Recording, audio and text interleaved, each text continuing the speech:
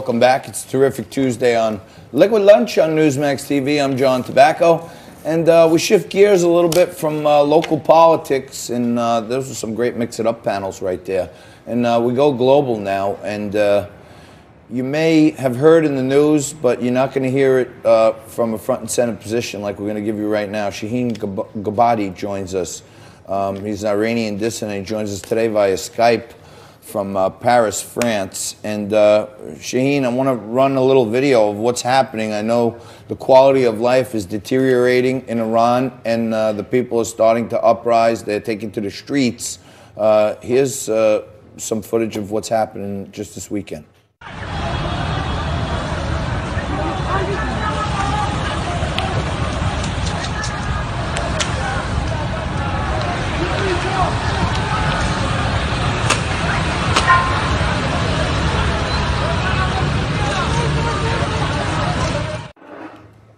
So Shahin, that's these Afghan mercenaries they brought in firing at Iranian protesters. What is going on? Well, good afternoon to you both. Today is the fifth day that the Iranian people have been in a nationwide uprising against the totality of the ruling theocracy in Iran. As of this afternoon, more than 200 protesters are confirmed to be slain by the repressive forces. There have been protests and uprising in more than 131 cities and towns throughout the country, and quite nationwide.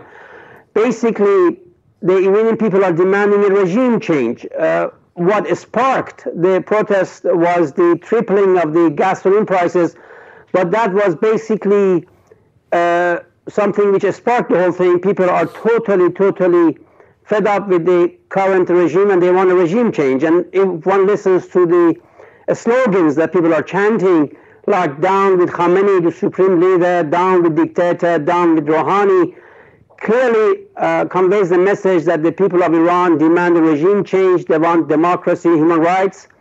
And the key element in all of this uprising are the resistance units of the People's Mujahideen Organization of Iran, the principal Iranian opposition movement, which have been playing a key role in organizing and instigating this uprising. So basically, Iran is going through a massive uprising as we speak, despite very heavy crackdown by the regime, resulting, as I said, at least confirmed 200 deaths and thousands wounded, and many more arrested. People are not giving up. And as of this moment, there are protests going on in Tehran, in Kermanshah, in Shiraz, in central Iran, in Mashhad, in southern Iran. So basically, the ground is shifting under the feet of the Ayatollahs.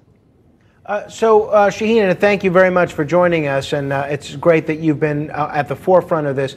Just so, first of all, just so folks understand the facts, it was reported about an hour before we went on air that over 100 people were killed. You're saying that number is at least more than 200 people that have been killed in these protests.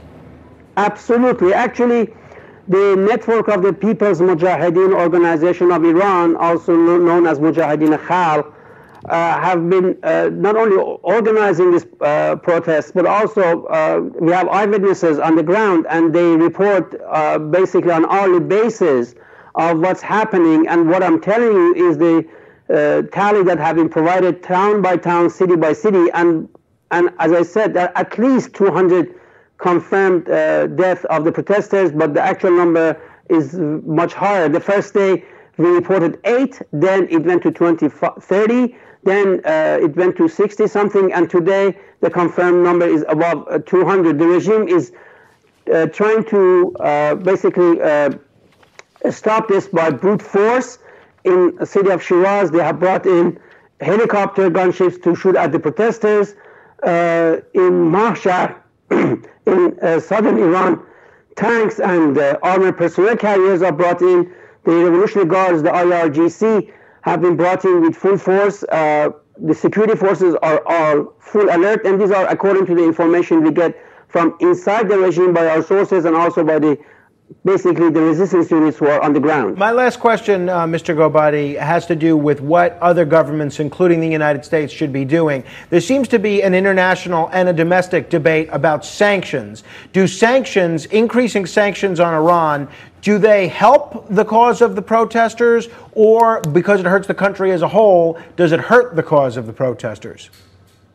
Actually, one has to, first of all, what the international community should do is that, as Madam Maryam Rajavi, the president-elect of the Iranian resistance, called yesterday and a couple of days before, the UN Security Council should have a special session about the Iranian uprising and the repressive measures that the regime has taken about this. Madam Rajavi has called for an UN investigative team to go to Iran and investigate the circumstances that the protesters have been murdered and the fate of the detainees. So we think it's very important that the international community, including the United States in particular, to speak up in defense of the protesters, their demand and their call and their desire for regime change, and to recognize their right to bring down this regime and to establish democracy and human rights in Iran. And I think this is a very, very important step that the international community should take. So far as it pertains to the sanctions, one has to remember that people's slogans are like, forget about Syria, think about us, no to Lebanon, no to Gaza, all right. My life for Iran. So basically people are saying this regime is not only plundering their wealth, but also spending it on its regional belligerence in supporting international terrorism and for repressing Iranian people. So what the people are targeting, and they realize that is the root cause Shahin, on all of the misery, Shahin, we're gonna have is to, the Iranian regime's policies. Thank you. We're going to have to leave it there. We're going to have you back. We'll keep our audience posted. You let us know if there's any message we need to get out there. Shahin Gobadi joins us from Paris, France. We're going to take a quick break. We're going to come back, more live anchor coverage of the live impeachment hearings going on in Washington right after this.